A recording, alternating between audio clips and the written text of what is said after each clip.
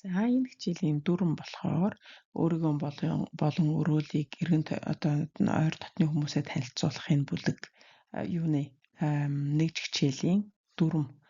За дүрмээр юу үзэх вэ гэхээр être avoir гэдэг нь англи хэлний to be to have байгаа байхгүй юу?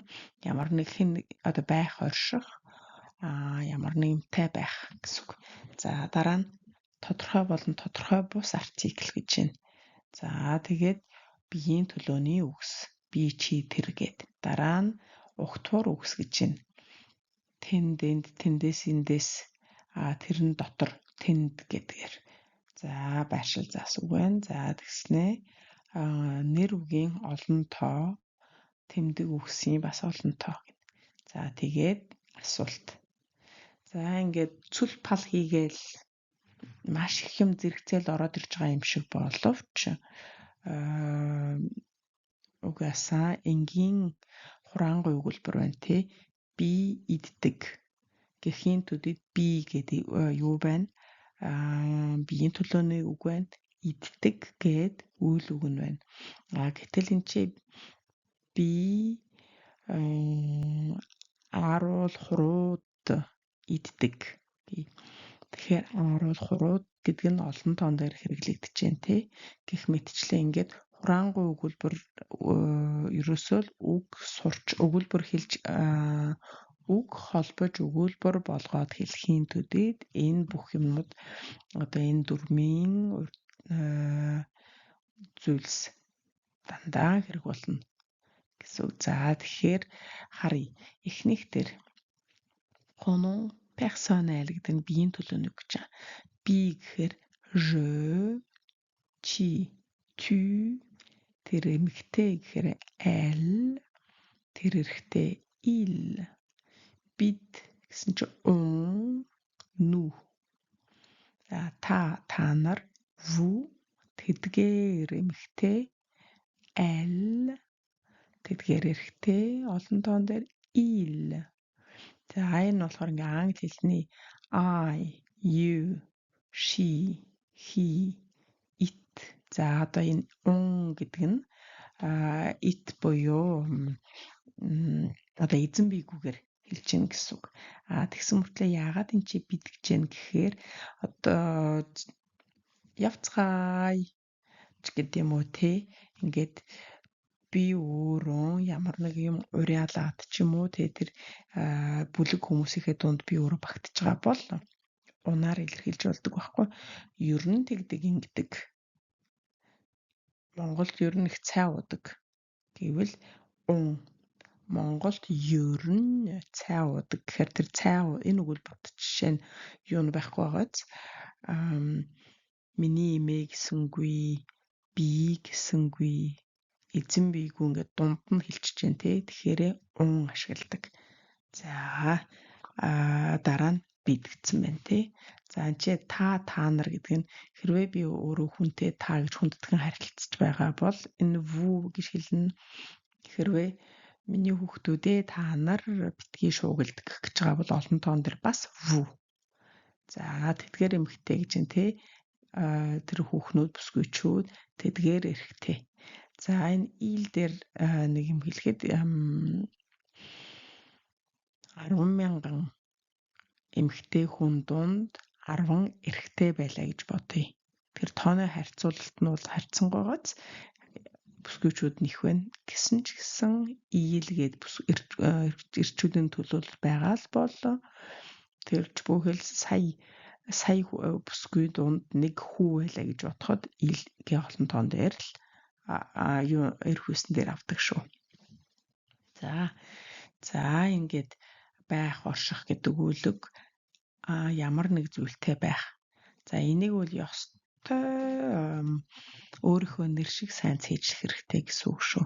Яагаад гэвэл энэ хоёр үйл үг нь дараа нь нийлмэл цагт явчихсан байсан ч гэдэм үү те ирчихсэн байсан ирчихсэн байх болно гэх мэтчлэн юм нийлмэл цагт туслах үйл үг гүйцэтгэдэг байхгүй. Тэгэхээр энийг цээжлэхгүй байх юм бол өөр цагуудад бүтчээд юусоо явахгүй гэсэн үг шүү. Тэгэхээр маш сайн цээжлээрэй. За харъя. Энэ affirmatif гэдэг нь батлах гэсэн үг. Negatif гэдэг нь үгүйсгэх гэсэн үг. За тэгээд харъя. Je suis, je ne suis pas. Tu es, tu n'es pas. Il, elle, on est, il, elle, on n'est pas. Nous sommes, nous ne sommes pas. Vous êtes, vous n'êtes pas. Ils, elles sont, ils, elles ne sont pas. За ингээд энэ хуулийг ямар үед хэрэглэх вэ гэхээр хүний яс үндэс илэрхийлэх нь байна. Мэргэжил илэрхийлэх нь байна. Сайн муу сайхан мухай зан байдлыг илэрхийлэх нь байна. За тэгээд одоо энэ байдал нөхцөл гэж юм л да. За жишээ нь та хаа байна? Улаанбаатарын өмнө байна. Эхлэлгүүрийн хойно байна. Тэ.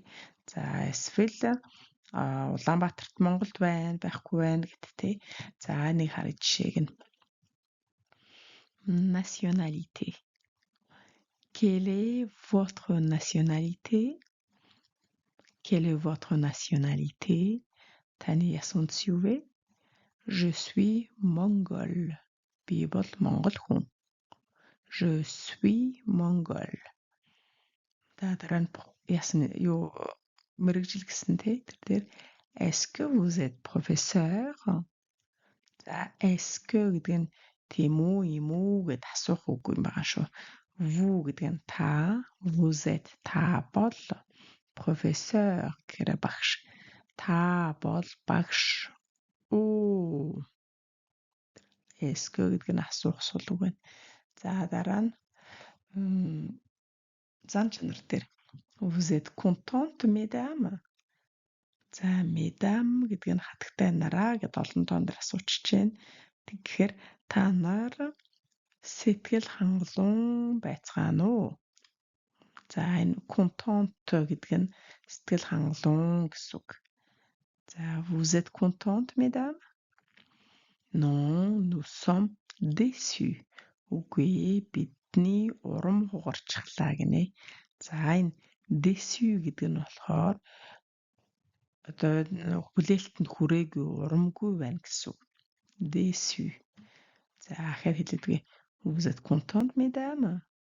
Non, nous sommes déçus. За дараа нөхцөл байдал гэнэ. Est-ce que vous êtes en Mongolie? Та Монгол улсад байна гэсэн чи est-ce que гэдэг чинь одоо асуулт гэдэг байгаа тийм. Тэгэхээр та Монгол улсад байна уу? Non, nous ne sommes pas en Mongolie.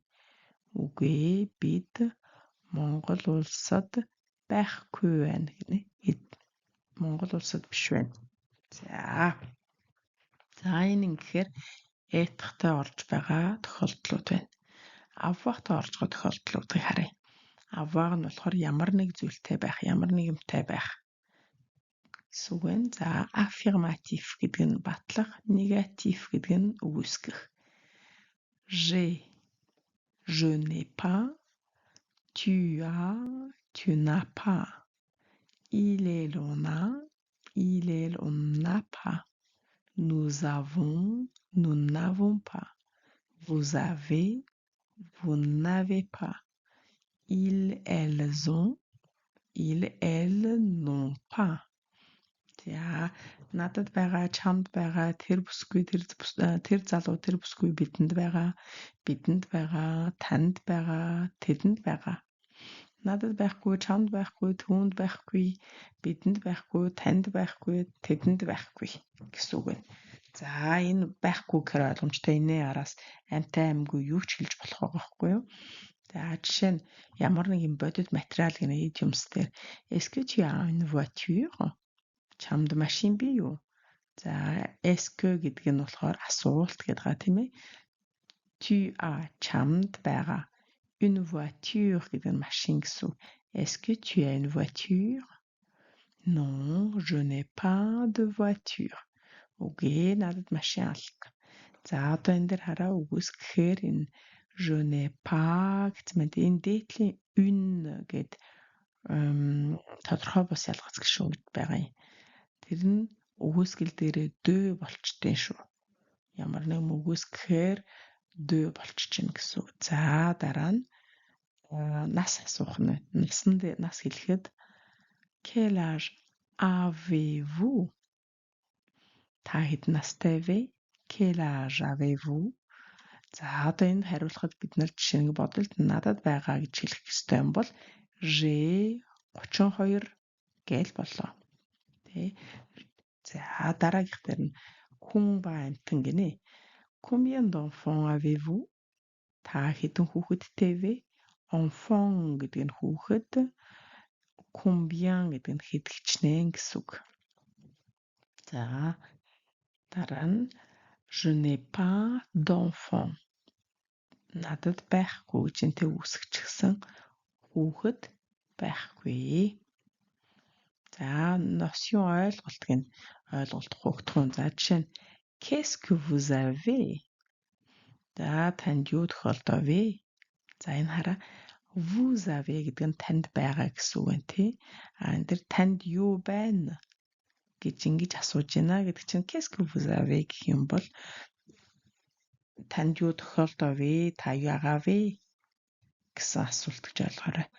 За эсвэл одоо яг таны цүнхэнд юу байгаа юм? Таны гарт юу байгаа юм гэд асууж болно л доо энэ ч гэсэн зүгээр заавалгүй танд ямар асуудал учраа вэ гэдэг утгаас гадна шууд үндс утгаараа. За гэтэл энэ хүн болохоор энэ хөгтгөн гэдэгт нь j'ai un problème. Надад нэг асуудал байна гинэ. За одоо энийг тэгэхээр батлахаар нь үүсгэхээр нь уншаад давтаад хэлээд үзээрэй. За би энэ бичлэгээс гадна ахаад зөвхөн энэ avoir-ыг энэ төлөвхөн сайхан ярихад яаж дуудах болон зүгээр энгийнхаар ярианд яаж хурдан дуудаж болдог тухай ийм бичлэг орууламж. За тэгээ энэ хоёрыг янзын сайхан тогтоогоорой. За үргэлжлэл нь за энэ угтвар гэж байна. Préposition гэдэг нь угтвар гэсэн үг шүү. За чиглэл байршил, гарал үүсэл чиглэл, улс төвийн нэрийн хамт хэрэглэгддэг ийм тохиолдлуудыг ийм 3 угтварыг ярив. За гэдэг нь тийшээ, ийшээ гэсэн үг. Тэнд, энд. За манайхаар бол одоо чиглэл зааснаас бас үг хоршинд ялгалж байгаа тий. За тэрийг харъя. J'habite à Paris. За энэ habiter гэдэг нь амьдрах гэсэн үг. Тэгэхээр j'habite би амьдардаг. Хаана гэсэн чинь à Paris. Би Парист амьдардаг. Заяа est à la maison. Заяа гэртээ байна. Je vais à Paris. Би Парис руу явж байна. Би Парис явж байна. За дараа нь de. Энэ нь болохоор тэндээс, эндээс гэсэн үг. Тэндээс. За тэгээ бас гарал үүсэл гинэ. За харъя гарал үүсэл гэдэгт нь je suis de Paris. Би Парисын. За би Улаанбаатар гэх юм je suis de Ulaanbaatar. За je viens de la Mongolie. За энэ venir гэдэг нь ирэх гэсэн үг юм байгаа юм шүү. 3 дугаар группийн үйл үг. Одоо эндээ яалтчгүй бид нар өөрсдөө танилцуулах гэж байгаа учраас ингээд очер дайраад энэ зарим нэг үйл үгнүүд ингээд орж ирэхээс аргагүй болоод байгаамаа. За энэ дээр тэгэхээр би Монгол хүн гэхэд ирэх гэдэг үйл үгийг ашигладаг байна.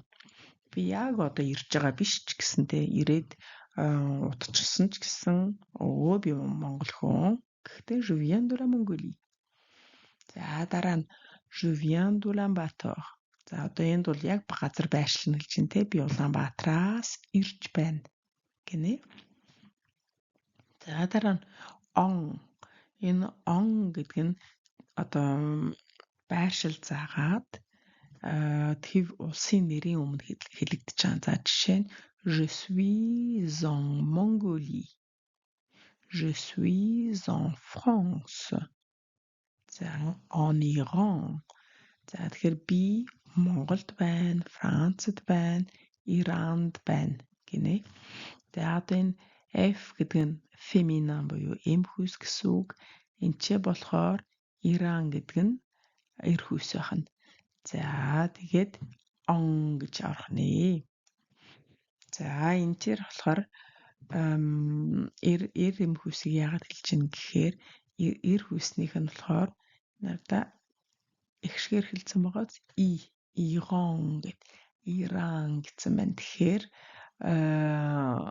он орж орох онтой хэрэглэгдэх нь эр хүйс мөртлөө гийгүүлэгчээр хэлсэн байх юм бол арай өөрөөр хэлж болох нь байна шүү. Тэгэхээр за дараагийнх нь Je vis à Paris, en France, en Europe. За энэ болохоор за яа Парист, Франц улсад, Европ твд амьдардаг гинэ. За ингээд өгүүлбэрийнхээ одоо бүтцийг яг сайхан өөртөө мэдрэмж суулгаад ойлголтоо ингэж баталгаажуулъя гэвэл ингэж байгаарай. За сюжег оллоо. За яа гэж энэ хэн амьдарч байна? За яа. Тэгэнгүүтээ өгүүлбэрийнхөө төгсгөл рүүгүйгээд очиж байгаа. Тэгэхээр за яа Европ твд Франц улсад Парис хотод амьдардаг. Ингээл сюжег оллоо төгсгөл рүүгөө өгөөччоод урагшаан төг гэд ингээ явчихна гэсэн. Тэгэх юм бол ер нь за 100-аас 5-т нь л алдах бах та. Тэгэхээр чин онох нь их байгаа 95. Яг энэ эхний ээлжинд өгүүлбэрийн бүтцээ яг гой ойлгож гаршуулах та. Яг сюжегээ оллоо, өгүүлбэрхөө төгсгөл рүү өгөөж очлоо. Тэгэл урагшаа хөөгөл төг гэж явчихж байгаарай. Тэр нь хамгийн амархан хувилбар шүү. За дараагийнх нь болохоор тодорхой бус артикл гинэ. Энэ défini гэдэг нь тодорхой. Undéfini гэхээр тодорхой бус гэсэн үг. За энэ артикл нь ямар үед хэрэглэгдэх вэ гэхээр за харнаа. За ингээ харахаар тодорхой бус гэж нь харьцуулъя. Ганц тоо, олон тоо. Эм хүйс, эр хүйс. Эрэм нь олон тоон дээрээ гинэ. За ингээд айланд нь ч бас адилхан байна тий. За ялгаа нь юу юм бэ гэсэн чинь за эр хүйс, эм хүйсний ганц тоон дээр болохоор ла гэж болчихно. Эр хүйсний ганц тоо л. Эрэм хүйсний олон тоо ле. За тэгэхээр ла, ле. За энэ англи хэлний бол нөгөө the article-тай адилхан гэсэн үг. За тодорхой бус нь болохоор англи хэлний нөгөө n гэдэг те enable гэж байгаа юм шиг. За тэгэхээр энд эм хүйсний ганц тоо нь болохоор une fille. За эр хүйсний ганц тоо гэсэн чинь un garçon. За олон тоон дээр болохоор эрч бай, эмч бай, des filles, des garçons. За одоо энэ тодорхой бусын яг хэрэглээг ойлгох ганцхан ойлгомжтой тайлбар хэлье. За энэ болохоор тодорхой тохиолдолд бид нар өмнө яригдсан зүйлийн тухай нөгөө хүү чинь сургуульд орохоор болсон. Нөгөө хүүхнүүд чинь одоо юу гэдэг тэмцээндээ төрүүлжээ гэд. Тэгээ урд өмнө яригдсан эдгээр зүйлийн тухай тодорхой ойлголттой байгаа үед тодорхой артикл хэрэглэдэг. За гэтэл тодорхой бус нь болохоор ямар нэг юмны тухай анхлан ойлголт өгж байгаа тохиолдолд хэрэглэн өөрөөр хэлбэл гэртээ урдын цагт нэг охин байжээ гээл та тий. Тэгэхээр ямар охины талаар бидэнд ойлголт юу ч байхгүй. Анх удаа л тэр охины тухай сонсох гэж байна. Тэгвэл ингэж үн гэх нэ. За тэгээ энэ үлгэр цааш явж аваад нөгөө охин чинь ханхүүтэй танилцчихдээ гинэ. Тэгэх юм бол одоо энэ тодорхой руугаа болох нь тий. Яг гэвэл бид нарт нөгөө үлгэр эхлэхэд нэг охины тухай яригдчихсэн гэдэг ойлголт хүрээ төрчихсөн байгаа учраас энэ тодорхойгоор ярина гэсэн үг. За гэх энийг ингээл ойлгоход болно. Ерөөсөө яг хэрэглээндээ болохоор нэг охин, нөгөө охин, нэг хүү, нөгөө хүү. Хэдэн хүүхэд, хэдэн охин, нөгөө хүүхдүүд, хэдэн хөвгүүд, нөгөө хэдэн хөвгүүд гэсэн үг болох нь шүү. За эндээс дараагийнх нь болохоор нэр үгийн болоод тэмдэг үгийн олон тоо гэж байна. Энэ болохоор эхний ээлжинд нэг гэсэн байгааз өөрөөр хэлбэл эн чинь нэлээд хэдэн хувилбарууд байдаг болж таарах нь хамгийн амархан хувилбар бол S нэмдэг. За одоо энэ дээр сарыг une jolie maman, нэгэн гоё ээж. Des jolies mamans, хэдэн гоё ээж. Энэ jolie гэдэг нь гоё гэсэн үг. Гоё гоёмсог хөөрхөн. Тэгээ энэ гэхдээ jolie гэдэгт нь хөөрхөн гэдэг бол одоо төрөлхийн одоо юу байна? Одоо царай зүс тий. Jolie гэдэг бол ерөнхийдөө хувь хүн өөрийнхөө одоо арчаагаар гэдэг юм уу? Хувцс хунар бие бурхан юу гэдгүүлээ бие чөтгөр хувцс бурхан гэдэг лөө. Тэрэн шиг ингээд нүүр амаа бодож гангалаад тий үс зүсээ янзлаад ингээд гой хувцс өмсөөд тийм тохиолдолд jolie гэж байгаа шүү. Зүгээр төрөлхийн ямар ч бодоггүй ч гэсэн хөөрхөн байх юм бол тэрийг арай өөрөөр хэлдэг шүү. За une jolie maman, des jolies mamans. За энэ гэхээр нэгэн гоё ээж, хэдэн гоё ээж. Тэгсэн чинь нөгөө гоё ээж, нөгөө гоё ээжүүд тодорхой артикльтай хэлсэн байна тий. За дараагийнх нь un petit papa. Нэгэн жаахан аав гинэ. За энэ un petit papa гэдэг нь болохоор petit гэдэг нь жижиг гэсэн үг. Яг хэмжээгээр. Гэхдээ нэгэн жижиг аав гэх юм бол энийг ээлдгээр хэлж байгаа нэг хөөрхөн аав гэсэн утгаар хэлж гэнэ гэж ойлгоор. Тэгээ одоо багангийн багш нар хүүхдүүдийнхээ ээж аавыг ярихдаа манай тэр аавын аав гэж ярьдаг. Эсвэл хүүхдүүдтэй хэлэхдээ за аав нь ирсэн байх шүү миний хүү яваарай тэр гэх гэж чинь тэгвэл un petit papa, ton petit papa гэд ингэж ээлдэгхэн одоо баг инхрийлж тэр хэлж байгаа бол энийг un petit papa гэж хэлж байгаа. За des petits papa хэдэн хөөрхөн аав. Хэдэн хөөрхөн аав. За дараа нь le petit papa нөгөө хөөрхөн аав. Нөгөө хөөрхөн аав чи хүүхдийнхээ таавчгийг бариад ирсэн шүү. Гэх юм бол le petit papa. Энийн талаар хүн болго энэ жижигхэн энэ аавын талаар хүн болго мэддэг бахан тий. За энэ petit papa гэж хэлдэг та нөгөө хөөрхөн аав маань гэх юм бол барилддаг том метр 80 2 метр өндөртэй ч хүн байж болох байхгүй юу тий. За дараа нь le petit papa манай сайхан аавууд гэж байгаа юм шиг ингэж тотончилж хэлж байна гэсэн үг шүү. За энэ ингээд энэ хоёрхан хуудас боловч маш их зүйл агуулсан ойлгоход хэцүү биш. Тэгтээ дараагийн дүрмийн суур болж байгаа юм хуудас мэдээлэлтэй та нарт танилцлаа. За ингээд энд яригдсан дүрмэнд яригдсан бүх зүйл харилцан яриандаа бас юм шингэчихсэн байгаа учраас хэрэглээндээ оруулаад гоё өөртөө хөвшүүлнэ гэсэн үг. За амжилт хүсье түр баяртай.